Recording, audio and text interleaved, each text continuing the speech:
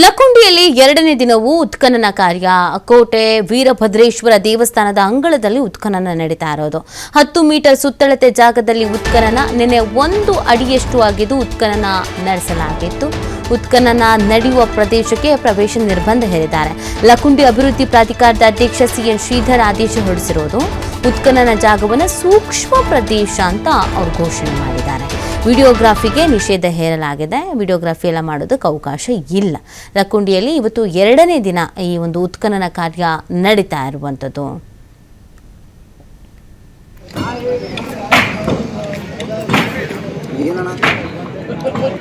ನೀರು ಹೋಗುವಂತಹದ್ದು ಶಿವಲಿಂಗ ಇರ್ತದಲ್ಲ, ಆ ಶಿವಲಿಂಗದ ಮುಂದೆ ನೀರು ಹೋಗುವಂಥದ್ದು ಪಾನಿ ಬಟ್ಲು ಇರ್ತದಲ್ಲ, ಅದರ ಆಕೃತಿ ಐತಿ.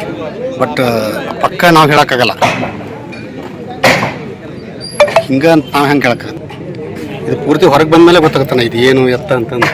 ಈಗ ಅರ್ಧ ಸ್ವಲ್ಪ ಕಂಡತ್ತೆಗಿನ್ನು ಪೂರ್ತಿ ಪ್ರಮಾಣದೊಳಗೆ ಹೊರಗೆ ಬಂದಾಗ ಅಷ್ಟೇ ಗೊತ್ತಾಗುತ್ತೆ ಇದು ಯಾವುದು ಏನು, ಇದೇನು ಕಂಬ ಕಲ್ಲು ಅಥವಾ ಏನು ದೇವ್ರದ್ದು ಒಂದು ಪಾನಿ ಬಟ್ಲು, ಏನು ಪೀಠನೋ ಏನಂತ ಗೊತ್ತಾಗುತ್ತೆ. ಅವಾಗ ಗೊತ್ತಾಗುತ್ತೆ.